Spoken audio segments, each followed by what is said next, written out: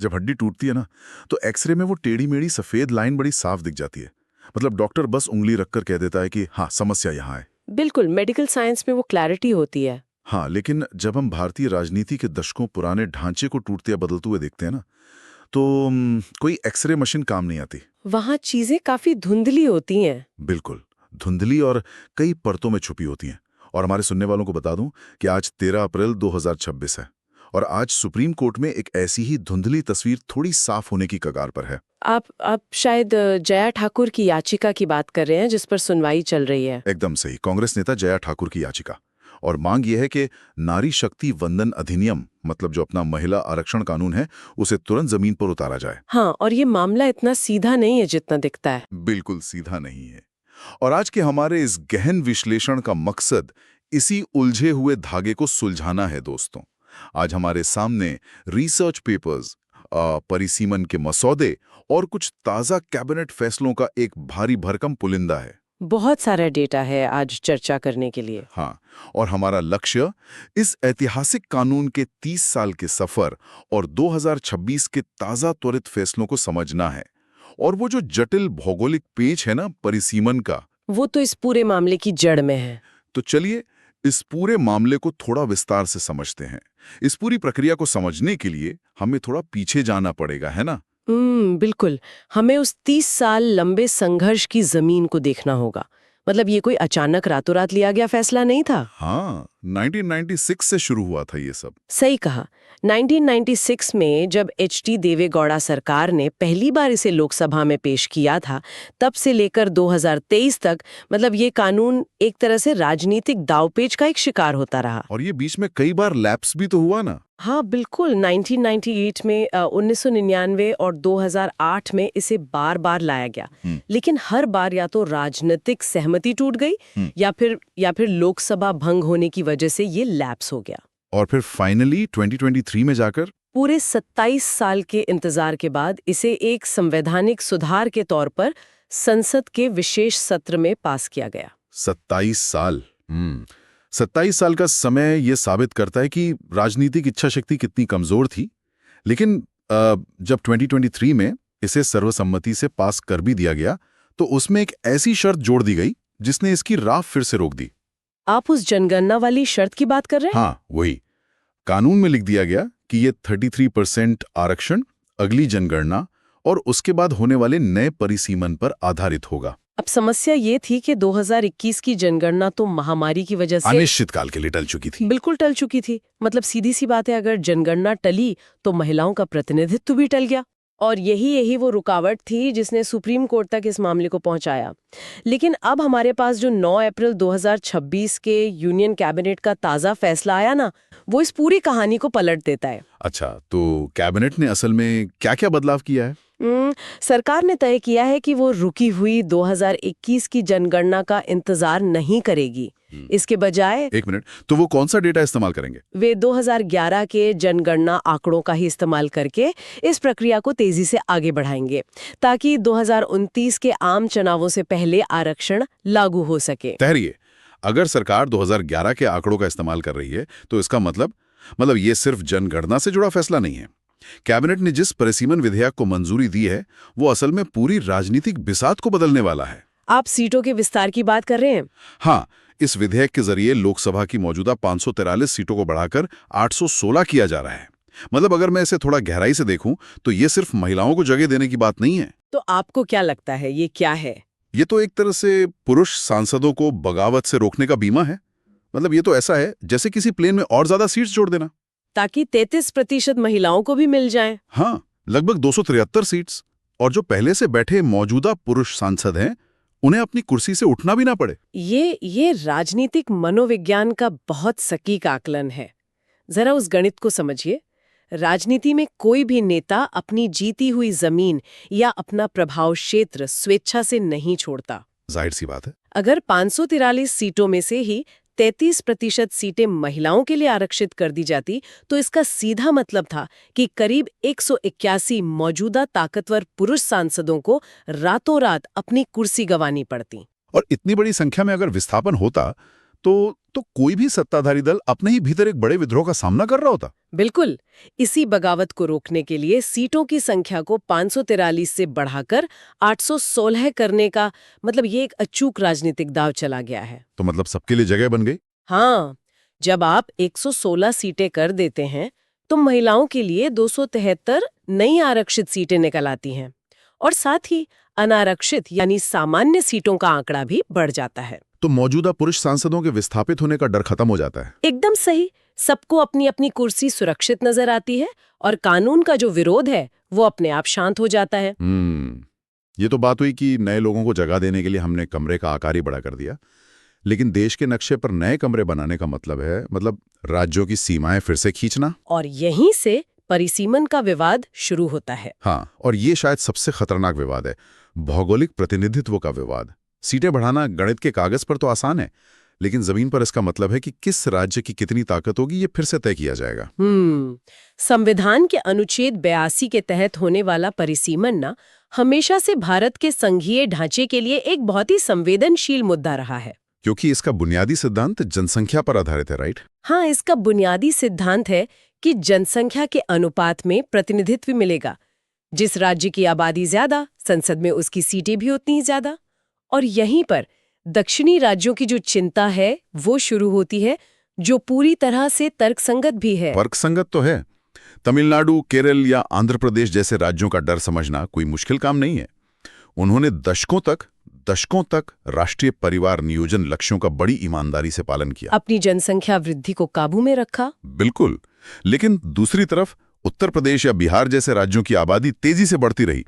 तो अब मेरे दिमाग में ये सवाल आता है कि क्या दक्षिणी राज्यों को उनकी सफलता की सजा मिलेगी? ये एक बहुत बड़ा डिबेट है। मतलब लोकतंत्र का एक उसूल है प्रति व्यक्ति एक वोट, लेकिन दूसरा उसूल ये भी तो है कि जिन्होंने राष्ट्रीय नीतियों का पालन किया उन्हें कमजोर न किया जाए। अगर सिर्फ आबादी के हिसाब से 816 सीटें बंटी तो संसद में दक्षिण की आवाज तो उत्तर के शोर में दब जाएगी ना। इस तनाव ने सच में पूरे संघीय ढांचे पर बड़े सवाल खड़े कर दिए थे।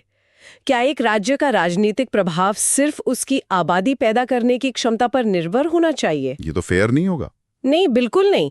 लेकिन ये जो ताज़ा कैबिनेट फैसला आया है ना, इसने इस दरार को भरने की थोड़ी कोशिश की है।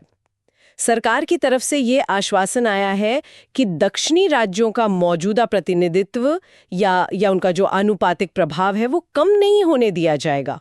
अच्छा, मतलब ये हुआ कि जो नई 273 सीटें जुड़ रही हैं उनका बंटवारा कुछ इस तरह से डिजाइन किया जाएगा कि उत्तर के राज्यों को उनकी बढ़ती आबादी के हिसाब से कुछ अतिरिक्त सीटें मिल भी जाएं। लेकिन दक्षिण के राज्यों का जो कुल प्रतिशत है वो एक सम्मानजनक स्तर पर बना रहे। सही कहा। ये कोई शुद्ध गणितीय फॉर्मूला नहीं है, बल्कि देश को एकजुट रखने वाला एक राजनीतिक समझौता है। और ये समझौता जरूरी भी था ताकि ये जो सीटों का विस्तार है ये देश को भौगोलिक आधार पर बांटने का कारण न बन जाए। बिल्कुल। लेकिन राज्यों की इस भौगोलिक सीमा से परे एक और सीमा है जो समाज के भीतर खींची गई है। आप किस सीमा की बात कर रही हैं? देखो, सीटों का कोटा तय हो गया, राज्य तय हो गए, लेकिन उस सीट पर बैठेगा कौन? आखिर किन महिलाओं को इस 33% आरक्षण का वास्तविक लाभ मिलेगा? ये सवाल तो हमें सीधे उस रिसर्च की तरफ ले जाता है, वो सुमन साहू और अंजलि चौहान वाली रिसर्च। हाँ, जो सामाजिक अंतर्विरोध या कहें कि इंटरसेक्शनैलिटी की बात करती है। बिल्कुल। वो रिसर्च एक बहुत कड़वी सच्चाई सामने लाती है। ये बताती है कि भारत में महिला कोई एक समान वर्ग नहीं है। अगर हम एक हाशिए पर रहने वाली आदिवासी, दलित या पिछड़े वर्ग की महिला को देखें तो वो समाज में तिहरी मार झेलती है, जिसे ट्रिपल बर्डन कहते हैं। हाँ, पहली उसकी जाति की, दूसरी उसकी आर्थिक स्थिति या वर्ग की, और तीसरी उसके महिला होने की। शर्मिला रेगे जैसी विचारकों ने इसी बात पर तो जोर दिया है कि सभी महिलाओं के संघर्ष एक जैसे नहीं हैं। एक महानगर में रहने वाली सुविधा संपन्न सवर्ण महिला और एक दूर दराज के गांव में रहने वाली खेती और मजदूर महिला, क्या आप उन्हें एक ही तराजू में तौल सकते हैं? बिल्कुल नहीं तौल सकते। तो अगर इस 33% आरक्षण के भीतर कोई उप आरक्षण नहीं है, मतलब कोई सब कोटा नहीं है, तो इसका सीधा परिणाम क्या होगा? यही तो सबसे बड़ी चिंता का विषय है। क्या ये आरक्षण अंततः उन महिलाओं के लिए एक वीआईपी क्लब बनकर नहीं रह जाएगा जो पहले से ही सामाजिक और आर्थिक रूप से मजबूत हैं? ये डर अकारण नहीं लगता। कि हाशिए की महिलाएं इस राजनीतिक क्रांति में सिर्फ दर्शक बनकर रह जाएंगी। और इसी तर्क के आधार पर एक बहुत बड़ी राजनीतिक बहस छिड़ी हुई है।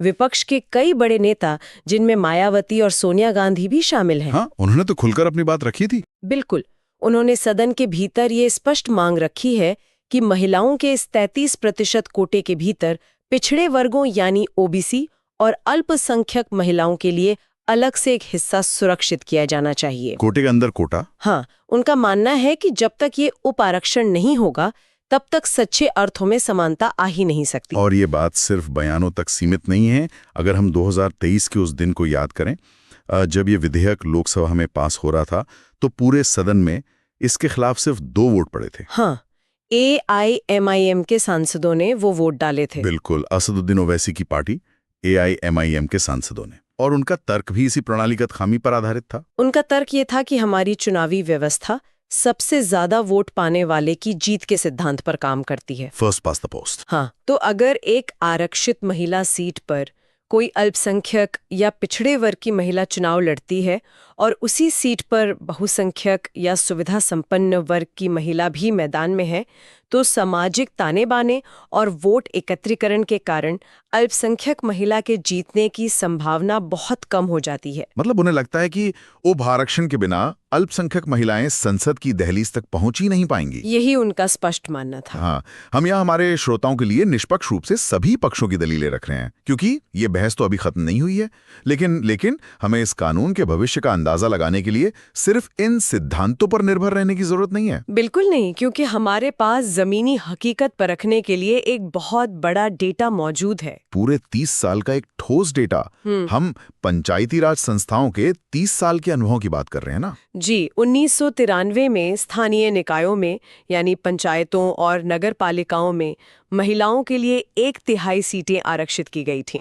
और आज भारत दुनिया के उन गिने चुने देशों में है जहां निचले स्तर पर 14 लाख से ज्यादा महिलाएं नेतृत्व कर रही हैं। 1.4 मिलियन महिलाएं। हाँ, जो कि कुल सीटों का लगभग 44% है। मतलब ये आंकड़े सुनने में तो बेहद शानदार लगते हैं और निश्चित रूप से ये एक ऐतिहासिक उपलब्धि है। और इन चुनी गई महिलाओं ने स्थानीय स्तर पर स्वास्थ्य, पानी और शिक्षा जैसी बुनियादी जरूरतों पर काफी बेहतरीन काम भी किया है। लेकिन एक समस्या भी है। हाँ, इस सफलता की चमक के पीछे एक गहरा अंधेरा भी है, जिसे हम कठपुतली प्रतिनिधित्व या जमीनी भाषा में सरपंच पति की समस्या कहते हैं। ये सरपंच पति वाली समस्या तो ऐसी है जैसे किसी गाड़ी का स्टीयरिंग व्हील तो कागजों पर एक महिला को सौंप दिया गया हो, लेकिन एक्सीलरेटर और ब्रेक का पूरा नियंत्रण पीछे बैठे उसके पति या ससुर के हाथों में हो। ये बहुत ही सटीक उदाहरण है। पितृसत्तात्मक ढांचे ने ना आरक्षण का एक ऐसा तोड़ निकाल लिया है जहां महिला सिर्फ एक रबड़ स्टैंप की तरह होती है और असली सत्ता पुरुष ही चला रहा होता है। हालांकि इस समय के साथ कई महिलाओं ने इन बेड़ियों को तोड़ा भी है और खुद सत्ता संभाली है, लेकिन पंचायतों के इस 30 साल के अनुभव में एक और ऐसी तकनीकी खामी है जो महिलाओं का राजनीतिक करियर पनपने ही नहीं देती। और वो खामी क्या है? वो है सीटों का चक्रीकरण, यानी हर चुनाव में आरक्षित सीटों का बदल जाना, रोटेशन ऑफ सीट्स। एक मिनट, सीटों का चक्रीकरण अगर हर 5 साल में आरक्षित सीट बदल जाएगी तो इसका मतलब है कि कोई भी महिला एक जगह से लगातार 2 बार चुनाव लड़ ही नहीं सकती? बिल्कुल नहीं लड़ सकती। मतलब अगर एक महिला सरपंच 5 साल तक अपने गांव में सड़क बनवाती है, लोगों का भरोसा जीतती है और अगले चुनाव में वो सीट अनारक्षित हो जाती है, तो क्या होगा? राजनीतिक दल उस सामान्य सीट से किसी महिला को टिकट देंगे ही नहीं, वे वहां से किसी पुरुष को खड़ा कर देंगे। और यही सबसे बड़ी त्रासदी है, वो महिला अपने उस 5 साल के राजनीतिक अनुभव और जनता के बीच बनाई गई पैठ का कोई लाभ उठा ही नहीं पाती। उसे मजबूरन घर बैठना पड़ता है। हाँ, लगातार चुनाव न लड़ पाने के कारण वो कभी भी जिला स्तर या राज्य स्तर की बड़ी नेता बन ही नहीं पाती। इस चक्रीकरण ने पंचायतों से महिलाओं को राष्ट्रीय स्तर का नेता बनने से रोक रखा है। और सबसे चौंकाने वाली बात दोस्तों, सबसे चौंकाने वाली बात यह है कि लोकसभा और विधानसभाओं के लिए जो ये नया नारी शक्ति वंदन अधिनियम बना है, इसमें भी हर परिसीमन के बाद सीटों के चक्रीकरण का प्रावधान डाल दिया गया है, जो कि बहुत बड़ी चिंता का विषय है। पीआरएस लेजिस्लेटिव रिसर्च के दस्तावेजों में भी ये साफ तौर पर दर्ज है। बिल्कुल, ये चक्रीकरण महिला सांसदों को अपने क्षेत्र में लंबे समय तक जड़ें जमाने और एक कद्दावर नेता बनने से रोक सकता है। ये वो पेच है जो कानून के लागू होने के कई सालों बाद अपना असली असर दिखाएगा। तो जब हम 543 से 816 सीटों के सफर को देखते हैं ना, तो ये केवल कुछ संख्याएं बदलने की प्रक्रिया नहीं है। हाँ, ये उससे कई ज्यादा बड़ा है। ये भारत के लोकतांत्रिक ढांचे की नींव को फिर से ढालने का प्रयास है। इसमें परिसीमन का भूगोल भी है, अंतर्विरोधों का समाजशास्त्र भी है और पंचायतों की जमीनी हकीकत भी शामिल है। और इसीलिए 13 अप्रैल 2026 की आज की ये जो सुप्रीम कोर्ट की सुनवाई है वो इतनी अहम हो जाती है। बिल्कुल। ये तय करेगी कि क्या हम 2029 के चुनावों में सचमुच 273 महिलाओं को संसद में बैठे देखेंगे या ये कानून फिर से किसी कानूनी या परिसीमन की उलझन में फंस जाएगा। ये सिर्फ एक कानूनी फैसला नहीं है, ये करोड़ों महिलाओं के राजनीतिक अस्तित्व की लड़ाई है। लेकिन इन तमाम कानूनी और तकनीकी बहसों से परे ना, एक सवाल ऐसा है जो सीधे हमारी राजनीतिक मानसिकता पर चोट करता है। कैसा सवाल? अगर हम पीआरएस के अंतर्राष्ट्रीय डेटा पर नजर डालें तो स्वीडन या नॉर्वे जैसे देशों की संसद में लगभग 46% महिलाएं हैं। दक्षिण अफ्रीका में ये आंकड़ा 45% है। और दिलचस्प बात यह है कि स्वीडन या नॉर्वे के संविधान में महिलाओं के लिए इस तरह का कोई कानूनी आरक्षण या कोटा मौजूद ही नहीं है। सही कहा। वहाँ किसी अदालत या संविधान ने राजनीतिक दलों को ऐसा करने के लिए मजबूर नहीं किया है। तो फिर उन्होंने ये कैसे अचीव किया? वहाँ के राजनीतिक दलों ने खुद अपनी स्वेच्छा से यह तय किया है कि वे अपने 50% टिकट महिलाओं को देंगे।